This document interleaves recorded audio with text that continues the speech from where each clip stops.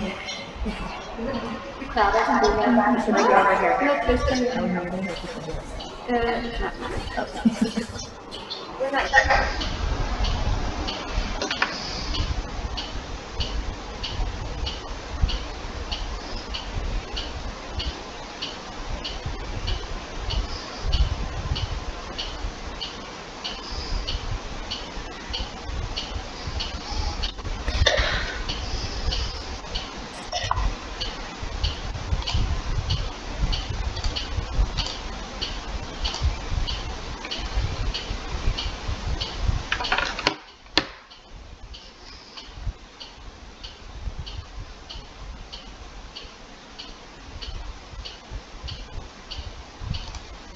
Oh, we can't hear.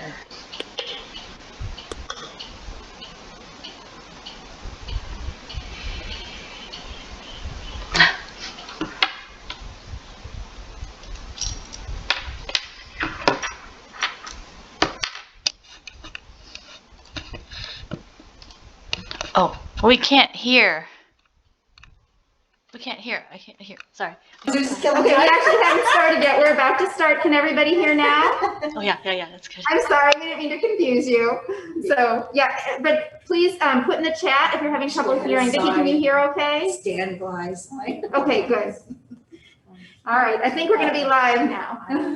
Yeah, whenever you're ready. Yeah, you can go ahead. Yeah, we're good. Okay. Well, aloha, kakahiaka, everybody. I'm Jessie Higa, and it's a great honor to be here with all of you. Thank you, Diana, for the invitation. This was a result of a presentation lunch talk I gave to the Indo-PACOM key spouses. And it was at Camp Smith, and it afforded us a beautiful opportunity at the Lanai restaurant, is it Sunset Lanai restaurant, to be able to talk about the history of Pearl Harbor, which the proper name is Ke'awahala'o Pu'uloa. For military, Pu'uloa is pretty much what we understand to pronounce. So this area from the Higa entrance channel through Pearl Harbor Hospital Point into what's known as West Lock, Middle Lock, East Lock, all of that with Fort Island is what's called Ke'awahala'o Pu'uloa. So when I was at Camp Smith, I wanted to share with you all the history of the land, the culture, its people, and not just of the Hawaiian culture, but also with those that came to Hawaii to eventually be those that were considered from Hawaii, but not necessarily Native Hawaiian. To start, Mr. Raymond Emery, who was my Pearl Harbor survivor mentor, he could name all the ships that were present at Pearl Harbor on the day of the attack. So much so that every time I would get a call that he had to go to the emergency room at Straub, I think the nurses at the emergency room memorized it for the amount of times that he's gone through it. You could see right here in East Lock, the plethora of ships that were actually tendered right along the side of what today is Magruh Point. And Kohua Island is not filled in yet, so this is the submarine base section. And then you have Pearl Harbor Shipyard. Then you have the naval installation, naval yard. Then you have the fuel tanks, and then Hickam Field here. So literally, Hickam and Pearl Harbor were exactly neighbors. And then you have on the other side what would have been Everett Airfield, and then here you have Fort Island. So this is a way for you folks to kind of get an aerial perspective of how throughout this area there were Native Hawaiian fish ponds. Look at the one here, Kahanaloa, off what is today Pearl City Peninsula, where the Pan Am Clipper ships had a substation. So this is what it looked like on November of 1941. So it's really cool to see how the railroad, the Hawaiian Oahu Rail and Land, came across Kamehameha Highway. And there, perched on this little tip peninsula, was the Magruh Estate, and this is where I wanted to start. The Native Hawaiians who populated Ke'awahala'o Pu'uloa were chief and chiefesses that every island had. And they were their leaders. They were the ones that took care of the people. And for those who lived on the island of Oahu, this was the breadbasket. It was worth fighting for. Another chief wanted to come to Oahu to fight the Oahu chiefs because this was the breadbasket. You had all the fish ponds within Pearl Harbor protected. So imagine whether it's tsunami or a devastating accident, you had a protective little enclave of all your fish ponds. And so this is where Hawaiians They felt that this was truly the birthplace of a lot of history because of its dependency on subsistence.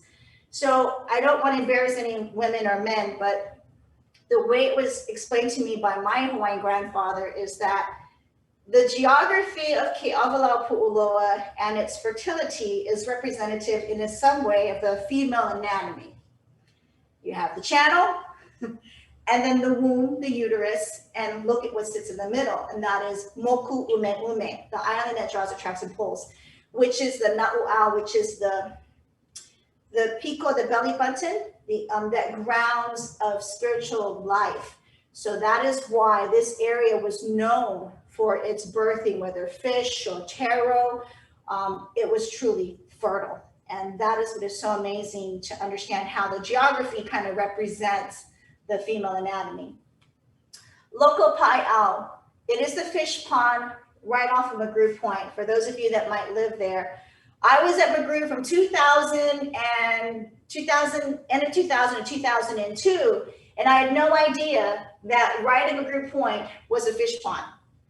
There was a park there. My children, we also had a park at the entrance to Magru. I was more towards the stadium side.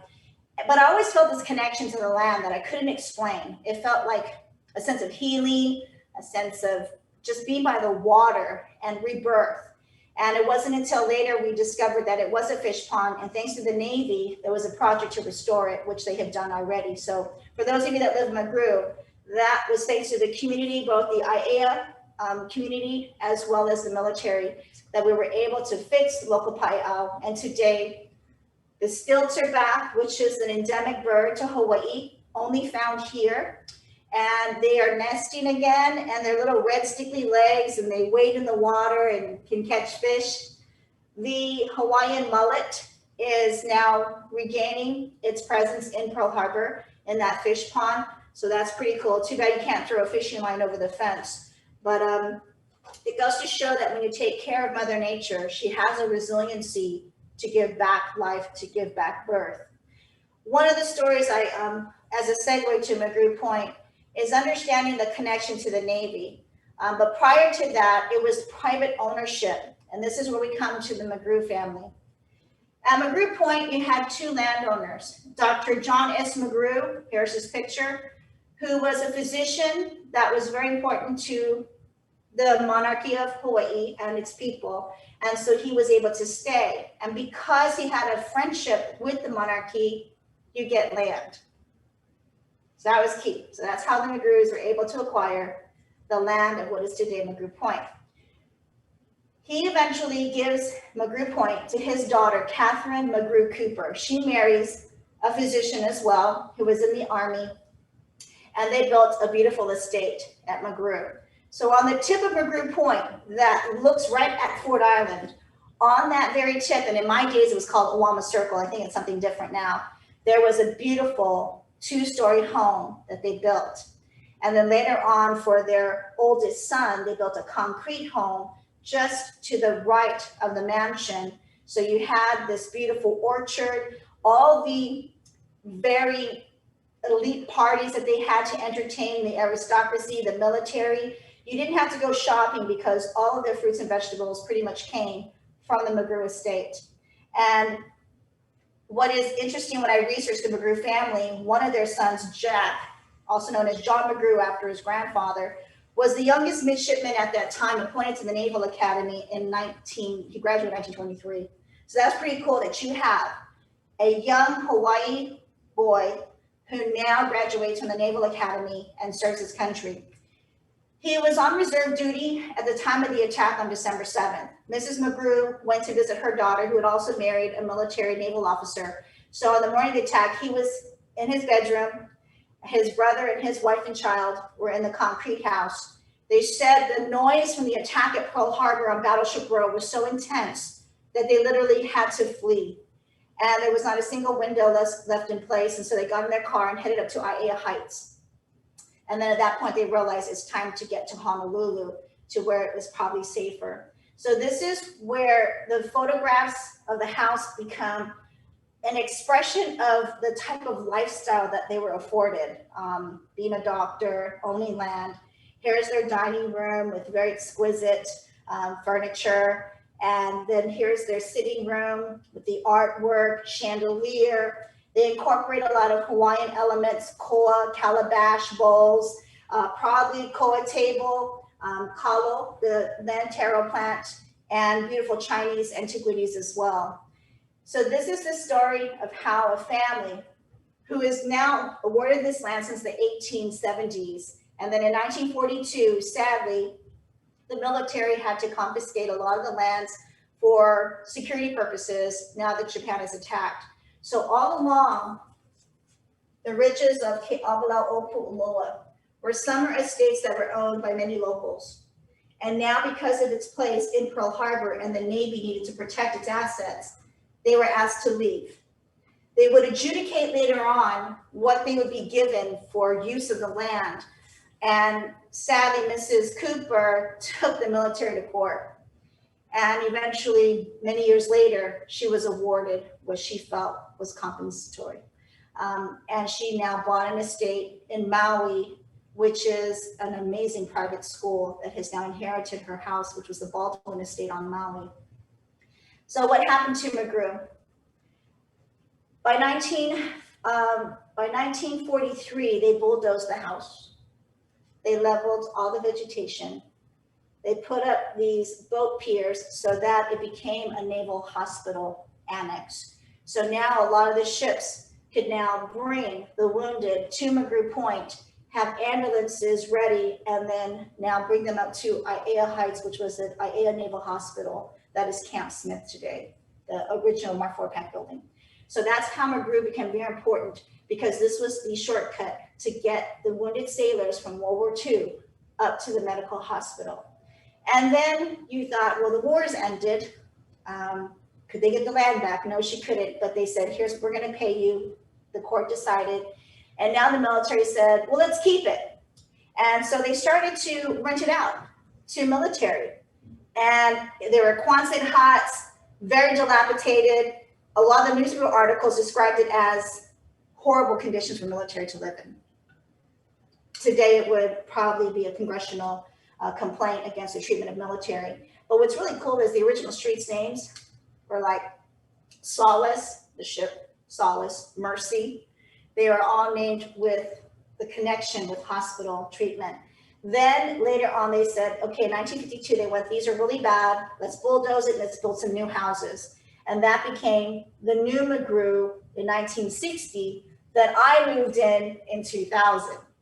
So those were plantation houses with jealousy slat windows, and I loved it. The freeway, you get on, you get off, and I had Dixie Grill across the street. My husband worked at the JIOC, so it was just, pretty much a quick ride for him. But today, I'm a little jealous when today's McGrew families, they have a community center with a swimming pool. They have air conditioning and a beautiful, beautiful two-story houses. It was really nice. I got to visit a couple of times. I didn't know that with my military ID card, I couldn't even get into McGrew. So it's really nice to see that they are very well aware now of the history of the fish pond. Queen Kalai Manuia, who built it, imagine she was a Hawaiian chiefess, a Hawaiian queen, and her history goes back almost 400 years. So that's the early Hawaiian history, before the monarchy, before even King Kamehameha. Now, by the time you get to Ford Island, I'm going to go back a little bit. Before the McGrews, there was still one foreigner landowner, and that was Francisco de Paramarin. He was a Spaniard who pretty much deserted his ship. And at the time, King Kamehameha said, I would love your interpretation. He was great with languages. He was also a horticulturalist. So he was given land by the monarchy of Ford Island. It was also known not just as Moku Ume Ume, but Marin Island, Goat Island, Rabbit Island. And why? Because he introduced the first rabbit, goat, sheep, avocado, sugarcane, pineapple. And that is what Ford Island was known for. And so that is where he was a private landowner. Later on, as he has to get back the land because now his heirs cannot inherit it, eventually it's owned by other Hawaiians like the John Papa I'i estate. And sadly, by 1917, the Army Air Corps wants to create an air station on Ford Island. And Dr. Seth Porter Ford, who was the last owner, and he called it after his own family, Ford's Island, they had to relinquish the land by condemnation to the Army, where they built Luke Field in 1918. So the site that is Luke Field housing by the USS Utah Memorial was known as Luke Field. Those houses are some of the oldest and originals. And on the other side, it wasn't until about, I'd say, later in the 1920s that now the other side of Ford Island was used as a naval air station and for the Navy. And that's when the two of them shared the land. And when Hickamville was being a concept of bombers that needed a longer runway, Ford Island no longer met that need. They conveyed the land in 1935 to the Navy, and then the Navy owned all of Ford Island once Hickam was established. So that's the history of Moku Ume Ume. I gave a tour to some Native Hawaiians, and one of them, who's a cultural practitioner, set me aside and wanted me to understand the word Moku Ume Ume. Some historians call it the island of conflict, or that it's named after a Hawaiian sexual game. And I didn't like the verbiage, so I asked him, what is the more respectful way to talk about the title of Ford Island, Moku Ume Ume? And he says, it wasn't a sexual game. It was where married couples who couldn't have a child, a kahuna would have a prayer, and he would have this wand, and he would pair them up, but not with their own spouse. And through that one night interlude on this fertile piece of land called Moku Ume Ume, a child could be born from within. But the child would go to the man, not necessarily the woman who had the child, who bore it. So it wasn't in a sexual sense that way, but more for descendants, for children, to have children. And then another culture practitioner said it's the word, technically, the island that draws, attracts, and pulls, because you have the waters from the mountain and the waters from the ocean. So imagine they all converge right into Ke'awala Opu'uloa around Ford Island, fresh water, salt water. So it's brackish. And where the two meet is an incredible synergy of life and of energy. And that is what is so powerful about Ford Island, is that mana, spiritual power. And that is what I felt when I was on Ford Island, that true grounding spiritual power of it. But sadly, that same definition would come to define how it drew and pulled us into World War II, because that was the epicenter of the attack, December 7th.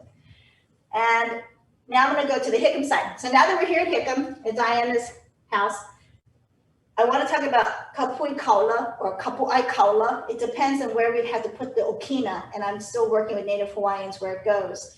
This land too was part of the days before the monarchy. And then later on, when Queen Emma, she was she was part, I think she was a quarter Caucasian, because her grandfather, John Young, was the military advisor to King Kamehameha when he was a chief.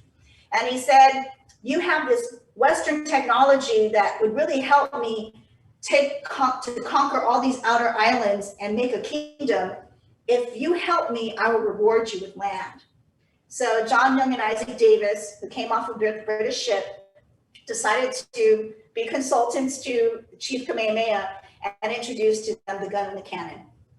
So technically, Kamehameha didn't win by spear alone. There was the Western technology that gave him that opportunity. But through that, through war, he brought peace. Kauai abdicated. They never went to war with King Kamehameha, but he created the Hawaiian Nation in the late 1700s.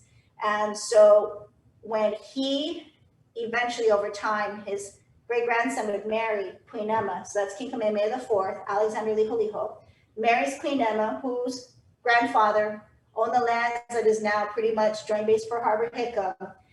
She had her estate at what is today historic Fort Kamehameha. If any of you have been out there, it's abandoned houses, sadly, beautiful beach, and that is where she had her beautiful yellow home.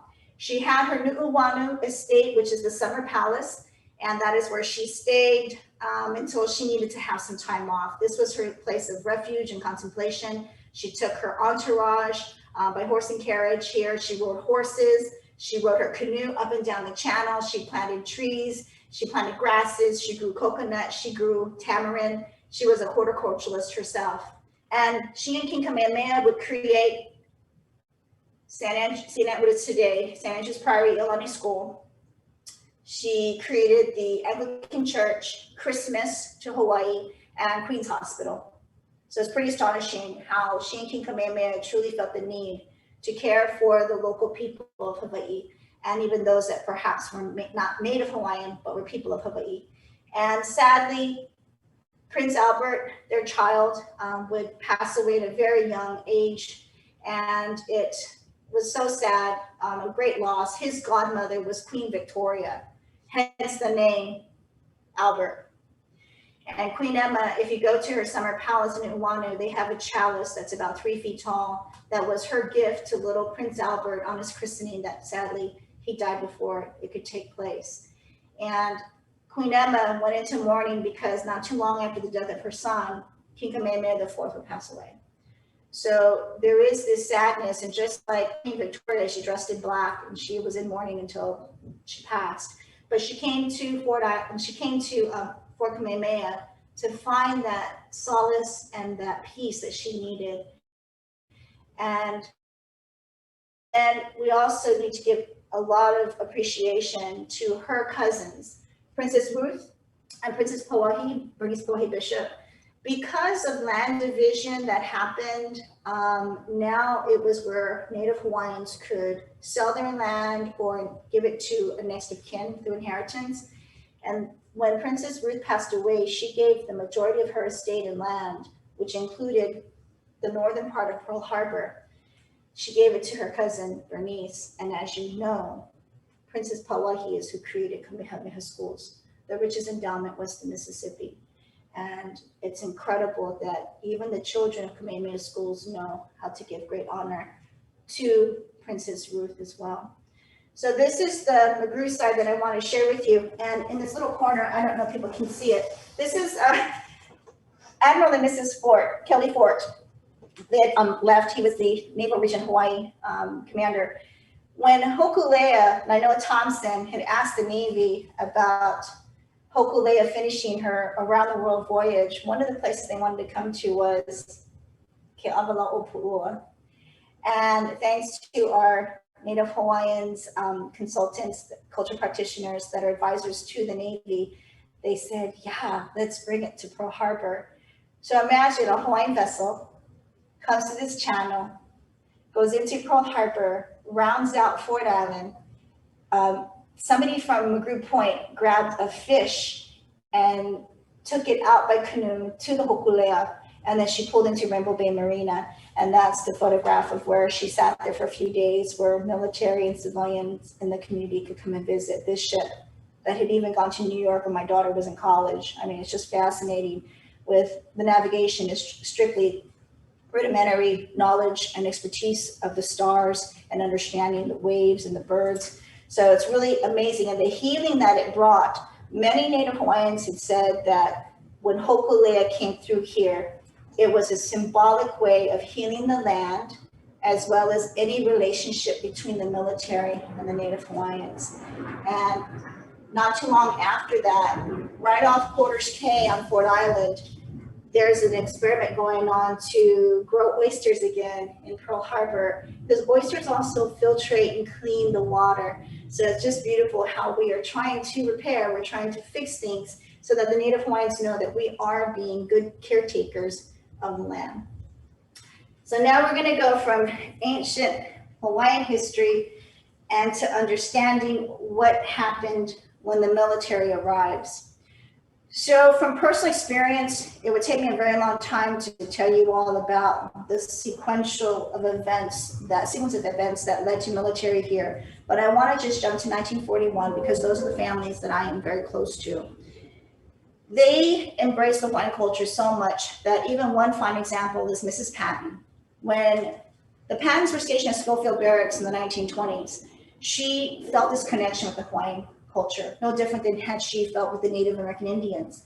And she just immersed herself in Hawaiian folklore and traditions, that she even had a Hawaiian cultural practitioner, a kahuna that mentored her, taught her Native Hawaiian. She could chant in Hawaiian. So if you read her, if you read Beatrice Button's, it's a button called The Button Box, I think, her book, you'll be so fascinated how she wrote a book on what she learned from the Native Hawaiian culture. It might be a little bit of mythology, but she really embraced that. And when they came back again in 1936 at Fort Shafter, she again went right back into immersing herself into Hawaiian culture, to where she wrote many narratives about Hawaii and its people. And so through that, now there was this connection. Military didn't feel any inhibition to go out in the community to participate. They felt very embraced, very welcomed. And many of the military who worked on base, or even that might have been the help at their houses, really became family on Ohana. And you could go to any little store in downtown Honolulu or Waikiki, and they could purchase things like this beautiful kalo wooden platter. I mean, it's just like, I wonder if we can make these things anymore. And the families have given it to me just to kind of share with you all. The perfume bottles. Actually, let me get back to that one last, because I may cry. So we're going to do this one first. The ukulele. This was a child's gift, usually for a military child. They would tell their mom and dad, I would love to have a ka'i tabu ukulele. And so they would go to the local stores, and they would find it. I think Sears Roebuck opened up November of 1941 on Beretania Street, where a lot of them purchased Hawaiian gifts for their children. And they embraced it. Every child, I think, in this whole neighborhood learned how to play ukulele, and they loved it so much that they kept it all their lives. And I inherited this from one of the Hickenfield children. And to go with it, I always believe when I give my tours, it's important to kind of put a face with a name for their kind generosity. So as I tell their stories, it lives on in memory and also by sharing the knowledge. Here is Mr. Sam Carnes of San Antonio, Texas, with the ukulele that is here in front of his house on 10th Street. And to go with the ukulele, he even gave me a picture of the house where the monkey pod tree was, less than about 5 feet tall. Oh, yes, absolutely. And then when his mom said it's time to evacuate, they're putting us on the ships back to San Francisco to evacuate Hawaii, his mother couldn't part with one important part of the house, and that is the skeleton key to the front door. And it still fits the original door, by the way. I knocked on the current family who lives there, and yep, it's definitely going to fit. Yeah, skeleton key. So they kept it as a souvenir. And he had said, Jessie, no matter what happened December 7th, the Japanese attacking, it never took away the love and the emotional connection we have with Hawaii. And I think a lot of us military spouses can attest to that, that there's just something that really grounds you here in Hawaii. The last item that I wanted to talk to you about are these beautiful wooden perfume bottles. They're called flacons, and in Hawaii, this is a gift that the locals also purchased, but it became an incredible collective for the military. I had this given to me by my best friend Barb, and she found it in an antique store here in Hawaii, and the owner didn't even know that in there was the original pikaki of probably 1940. And it's so pungent and so good. It doesn't turn black unless it's really old. So it's amazing. And there were advertisements, and it even said it was $5, which was quite expensive in 1941. So I find a lot of newspaper articles that are being written about these perfume bottles. And then it brings me to this one here, the pikake. So this is plumeria. You can see from the flower in the front, this is plumeria, and this is the pikake.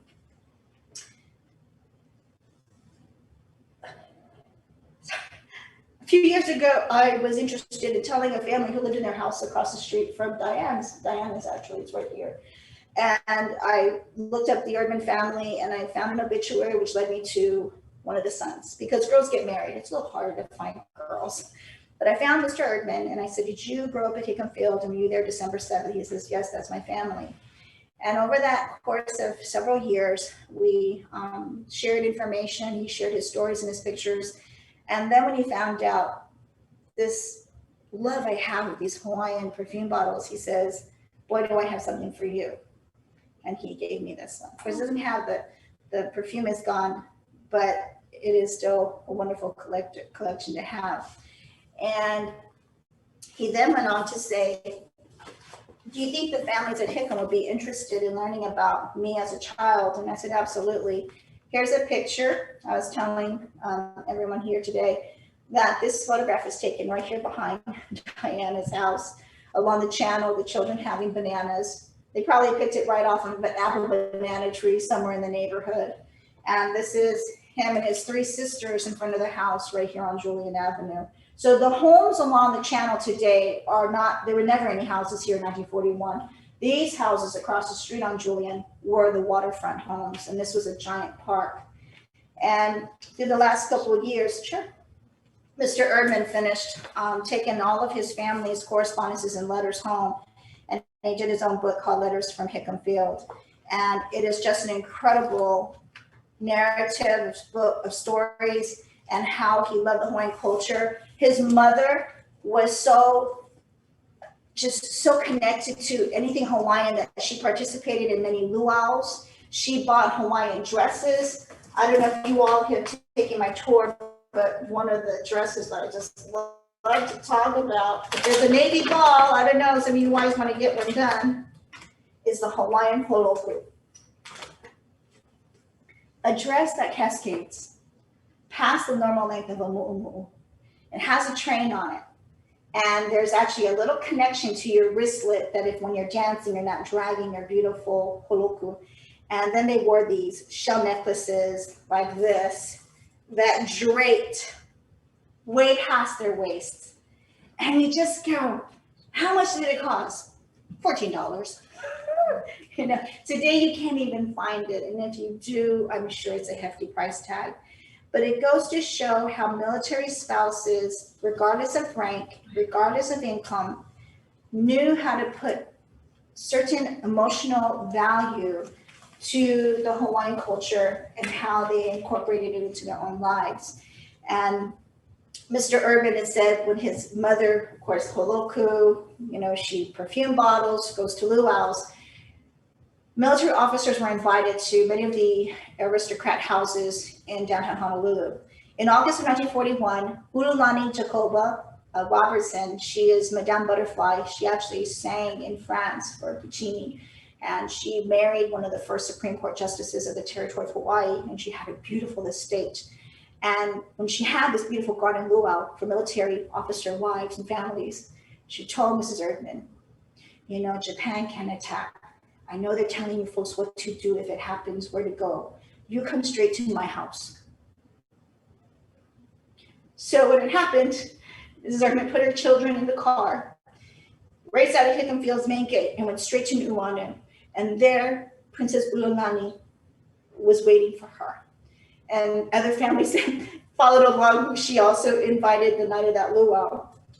And little George, who was 6 years old, was the only boy. The rest of them were all girls. They were putting on Princess Ululani's Madame Butterfly kimonos, her wig, and out playing and singing. He's like, nah, I'm gonna go run around outside of Nu'uanu Stream. So behind her estate is this beautiful stream, Nu'uanu Stream, and George would just run across, play, poke the fish in the water. And so when his daughter brought him back in 2018, the goal was to bring him to the house, meet me, and go to these places that meant so much to him. And we called Hawaii Baptist Academy because when I put in the address, it said it's Hawaii Baptist Academy. And I went, oh my gosh. And so I contacted the school principal. She's like, yes, we heard that this house belonged to a very famous Hawaiian person. And so I told her the story about December 7th. And there these children were to welcome Mr. Erdman to their school.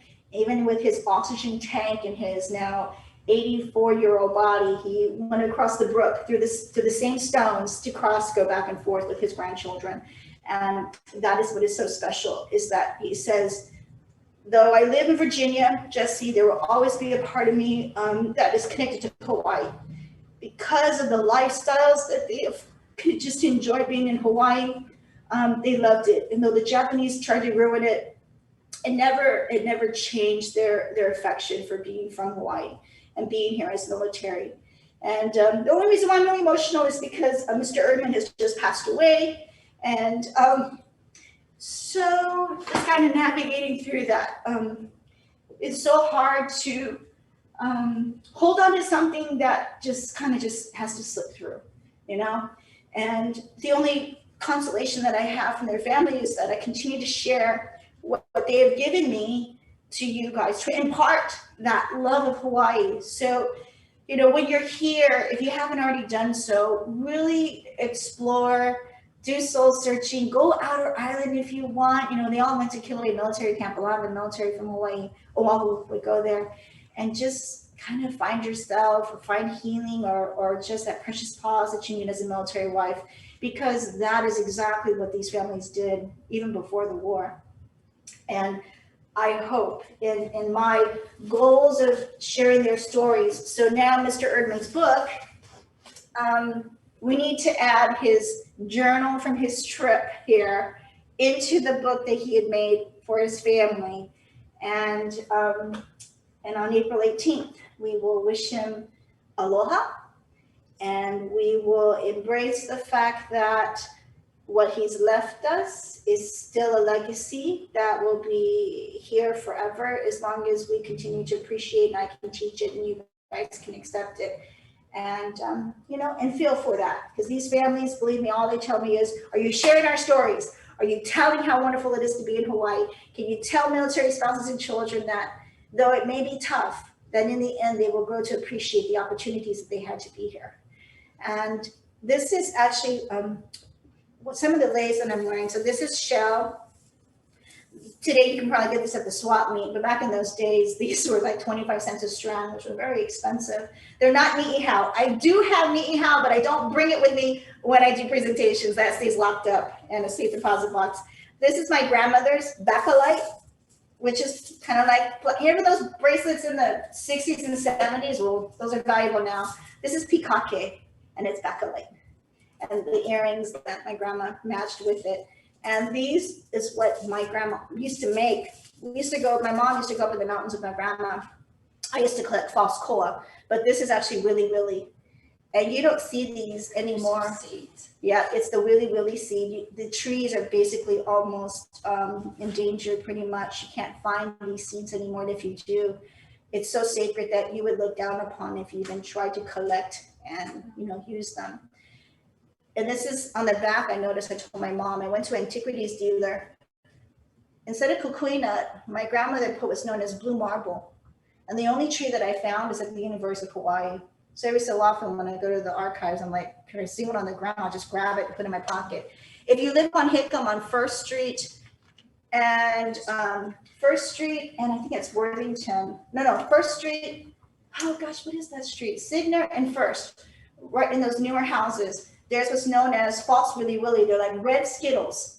And then further down the street is what's called huavela veka. It's the Hawaiian pussy willow seeds. And when I lived here in 2002 until 2010, it took me a year just to collect enough seeds to drill and sow into a lei. And the sad thing is I didn't know that you're supposed to preserve it. And within a year, when I opened the box, I had a bunch of bugs in there. So there's a reason why you can't take stuff like that probably on an airplane. But my grandmother always said, you have to put in the refrigerator with bay leaves for a certain amount of time to just kind of keep the bugs at bay. So this is what I brought for you guys today to kind of share. And with the time remaining, I mentioned to Diana that I would love to answer any questions that people might have. And oh, I forgot. Okay.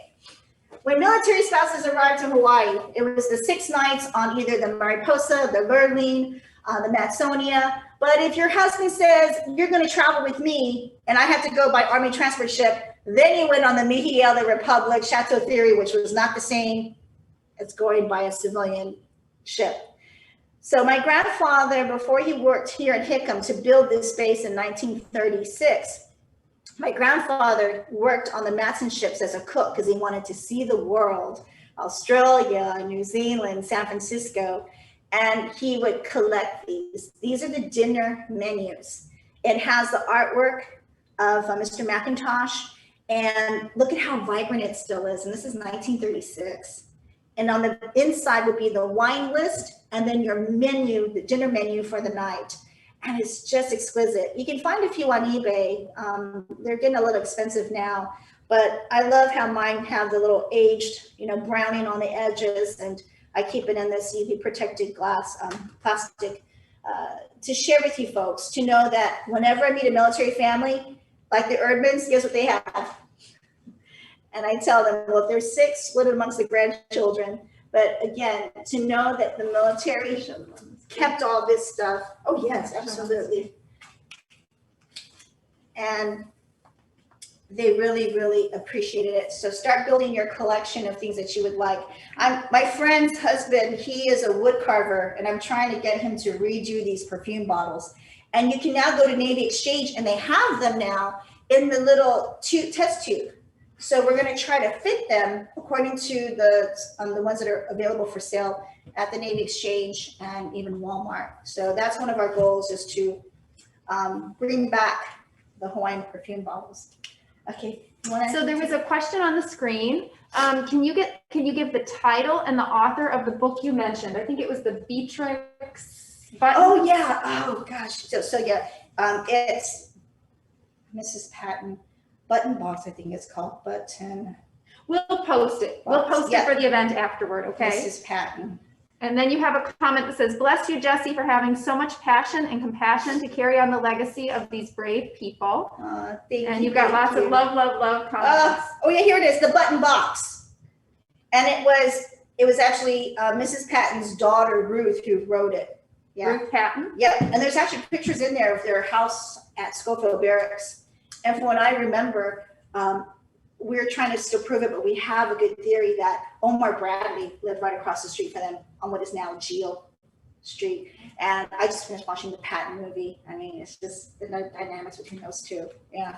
So thank you, though, for your encouragement. It's been really depriving because of COVID, which I understand, but to not do what I know is my passion and my calling for the last year of COVID-19, I felt like I'm a rose bush that has been pruned back, and I just want to bloom. So thank you for this opportunity with working within the parameters of COVID that I can, because as they pass away, I'm able to endure the sadness because I still tell their stories. So it's when I don't have the outlet to share from my heart through my sadness that it kind of builds up. And so that's why today I'm a little bit kind of a little shaky, a little different, because they're really special people, and they want to, again, for me to be a communicator to you all so that we don't lose, so there's no disconnect. I think continuity is so important in legacy and heritage, not just in a military perspective, but as spouses, because you can be awed by architecture of these historical homes, but one of the questions that I always get from spouses is, well, who lived in my house? It's the people. You're raising your ohana in this house, and you want to know, what makes it so unique by the people who have also done the same before you. Yeah. Any other questions? So none posted here. Does anyone here want to ask a question? Yeah. I was interested in, today is a school holiday. Yeah, Prince Kuhio Day. So who was Yeah. So Prince Kuhio, he was, and when I say westernized, it's not in a bad way. They saw after Hawaii became a territory that they would have a voice if they're going to be part of the United States. So Prince Kuhio was actually a delegate to Washington, D.C. to Congress, although he didn't have any vote power. At least he was there to represent the Native Hawaiian people, or the people of Hawaii. And so we honor him for being that representative. He really was amazing to see that what I call the transition, because Queen Liliuokalani, it was so oppressive and so sad what happened with the overthrow, and her willingness to have ho'oponopono, this forgiveness and understanding that now Native Hawaiians were dying in World War I, and she needed to leave knowing that Hawaiians could find a place of understanding and healing, right?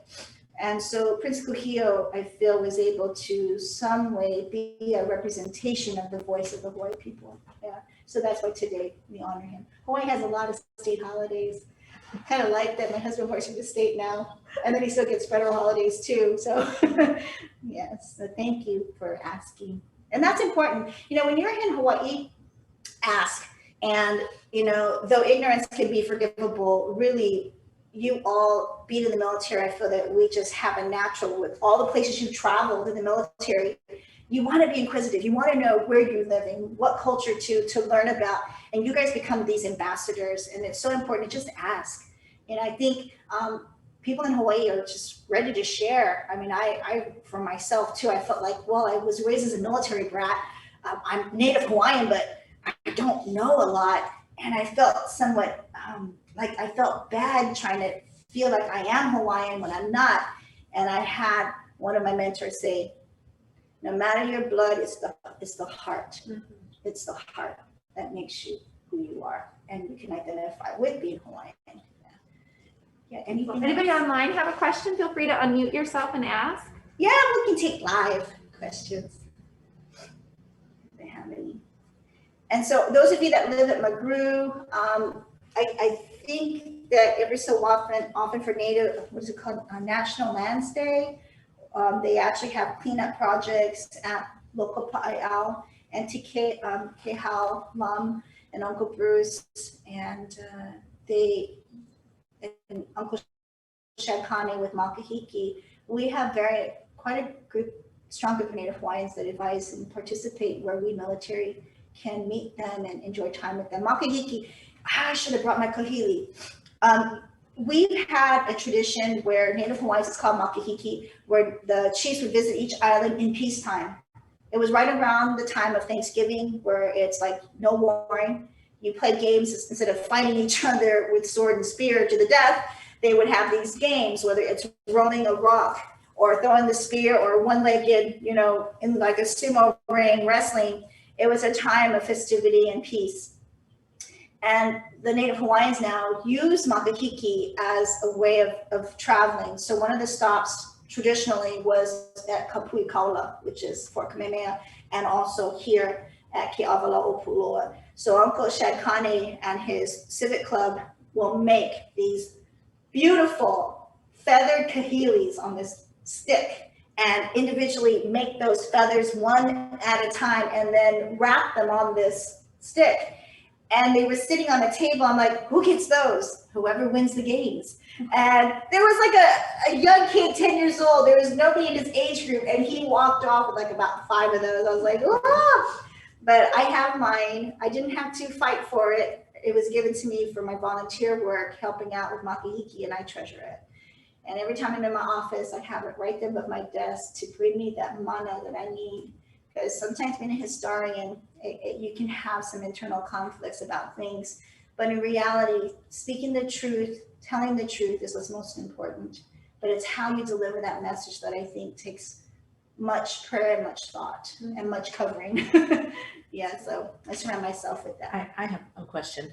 So we have a lot of our military spouses that live in these historic homes, and over COVID, we've had a lot of new ones move in, and you maybe have not been able to make those connections with some of those spouses. If there are military families currently living in these historic homes, Bluefield, Nob Hill, here, Hospital Point, is there a way, how do they get in touch with you if they want to find out information about their house? Yeah, so COVID would have been great because I wasn't working and I'm still not working, but I have the 80th right now. See, this is the hard part. I made my commitments to certain spouse groups to make up for that, and especially what happened with the Indo-PACOM talk, you folks couldn't hear. But I'm having to be really careful right now how much of these small projects that I want to do to help. So the best would be, hopefully my tours will be resumed. That MWR will say, okay, you know, I think it's safe to start up again. And that's when I can do that on my tour. So like if we're on Fort Allen, I can point out to their house who lived in it and share that with the whole entire group. And then later on, as a segue, I could email them the documents and the pictures and keep them on a list, because this is the 80th. So if some people are lucky, I might have some of these children or grandchildren, descendants that are coming for the 80th, and they just might be someone that lived in your home. So that's how I kind of hope it would work out. But definitely after the 80th, now I will have that time to help out. I just don't want to take on more than I can, at this moment, because between losing a lot of the children as survivors, this has been really hard for me. And because of COVID, I never had a chance to see them all, but I will say I will have projects that I want to recruit military spouses to help me with. Just in February last month, I lost Colonel Sullivan, and this is his wife, Bee. They were married July 16 at the Higa Officers Club just down the street. She lived on First Street and Signet Boulevard in Quarters A. And I went to knock on the door on the day that we buried Colonel Sullivan in California, and just wanted to tell the story. And B said, "Can you plant something in honor of Sully?" I said, "I don't know, they don't let us plant anything in the ground." And I said, "Well, maybe I can put a plaque. If I can't put it on the outside of the house, I'll talk to housing, then maybe on the inside of the house." And we want to show them that picture. Sully was we buried him on his 105th birthday. They would have been married this July 2021 for 80 years. And you talk about Hawaii, Bellows, where they met. They would go to the Haleiwa Hotel down by Schofield Barracks for their honeymoon. They would take out-of-island trips to Kilauea Military Camp. They loved Waikiki, especially the Royal Hawaiian Hotel. I mean, B is now 100. She graduated Roosevelt High School, class of 1940. So she's one of the last living for her class. And she is just a dear. And they are truly my connections to the past. So people ask me, where do you get all this information? Right from the people who lived it. Yeah. Is that book filled with? Yeah, this is my tour book. Yes, this is, these are my show and tell for when I give my tours. Yeah, so majority being either from the survivors themselves or from their children. And this is why my tours are much different, because I'm talking to you first person about these families, and to have these tangible artifacts to show you helps draw you guys in to feel as if you can connect emotionally with them as well. It's imparting. I think that's what I try to do on my tours.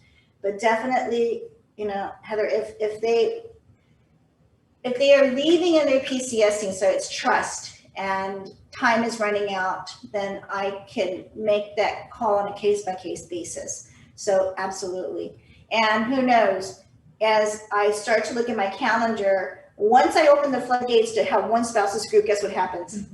So now I'm scheduled at Kaneohe, I'm now scheduled at Schofield. So I kind of have to make sure that I can, accommodate it. But if not, maybe one of those events could be incorporated into where they live. Yeah. And you have a couple questions here. Okay, there's quite a few. Do you have a blog, or are you on social media to follow you? No, and it's not because I don't want to. I just never gone into Facebook. And once you do that, I mean, imagine all the questions and queries I would get. I would get nothing done. And I don't know. My daughter went off to college in 2016, and there went my link to Facebook. It was just a lot, and I don't know how I could, manage it. And I don't blog because my promise to the families is that everything they give me is proprietary, and I don't mind sharing it on my tours or sharing it in talks, but I would never scan it and post it, because guess what happens? It's now on Google Images. Mm-hmm. And then you see people using it and even maybe selling copies of it, and then it just feels so icky. So one of the reasons why if I do blog, it would be more of just sharing a story. So that's what I wanted to do during COVID, was to have a blog and say, today I researched this family, but it just turned out to where I was writing, and then I went, why am I giving my book away? So that's hard. So no, I'm so sorry, I don't blog, but I do email and I do take phone calls. So that I welcome as well. Okay. And then you have the gate access at Ford Island. It looks like bullet holes in the glass of the guard shack. Do you happen to know anything about this? Wait, gatehouse where? The gate access at Ford Island. Okay, well, the bridge was 1998. So no. Okay. So no, yeah. So the bridge on Fort Island wasn't built until 1998. The only way to Fort Island was by ferry. Imagine from like 1917 until 1998, you had to take a boat. There are bullet holes though at the boat landing if you're on Fort Island, right up next to the, it's like a communication detachment unit on the opposite side of the Pearl Harbor Aviation Museum. So there's a lot of strafing marks though on Fort Island, many, many. If she means the entrance as in once you get on Fort Island, I don't know of any guard shack that they had even during during the time of Fort Island's military history. There was never like a main gate, so to speak, because you had to come by boat. Yeah. But if I have your question wrong, please let me know. Don't see anything else there. So, Okay, good. We're good on time, yeah? so Okay, thank good. you. No, thank you. I want it to be an hour to respect you guys' time and, thank you. And hopefully, as I get past the 80th, I will be thinking about a blog, definitely. I think I need to put these stories forward and just make sure, maybe it just be like a trust factor. It can't be shared with just the whole entire internet world, just with certain military spouses within a private grouping. Yeah, because there's just so many. One of the families just gave me this. These are very important treasures that tell the story about, again, Hawaiian culture. Young boys of Hickam Field, even Schofield Barracks, the Army published these Christmas in Hawaii menus.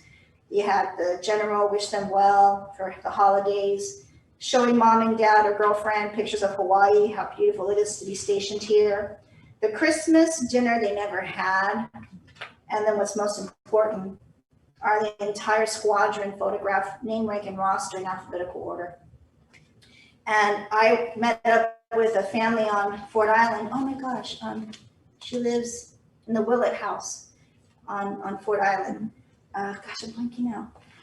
She had her grandfather's photo album when he was at Schofield, and in there was that colored map of Hawaii, of Oahu, and it was written by a Mrs. White. She was the artist who came to Hawaii for what's equivalent today to the Hawaii Travel Bureau, and she did these cartoon caricature of the sights to see when you're on Oahu. She did one for Maui, Big Island. So I'm on eBay trying to bid for these things, and they're going for over $100. But it's all in color. And it's really cute. It shows you downtown Honolulu. And yeah, there you go. The Christmas dinner they never had. So these types of ephemeral become very important as the families go through their attics. I've even had situations where I bought it on eBay and I just felt like the family didn't know what it was. And I would tell them about it. And then all of a sudden, guess what they can't do? Part with it. So I said, scan me a high resolution and, what else do you have that you can share, and we'll barter. So that's what we try to do. So definitely, I will be doing the Joint Spouses Conference this year. So I might even incorporate that for those that take my class, where they live, and make that part of the workshop. So be on the website for the Joint Spouses Conference when they start posting the classes that I'll be giving. Yeah. I think this year I might do it by branch of service. It's too hard to do a workshop, and I'm trying to satisfy every branch of service. I think I'll do one that's Army, one that's Navy, one that's Air Force, because for many of you who don't know, there was one Army wife who wrote all the books about being a military spouse, and her name is Nancy Shedd. She wrote the Army wife right here at Hickam before the attack. She co-authored the Navy wife with Admiral Pye's wife, and went on to do the Marine wife, and then the Air Force wife later on. So this is what I would like to talk about, and these classes are the legacy of military spousehood. So be on the lookout for the Joint Spouses Conference. Awesome. Thank you so much. Aloha. Thank you, everybody. And thank you so much for your heart, and thank you so much for your support. Keep me encouraged so I can keep doing what I do.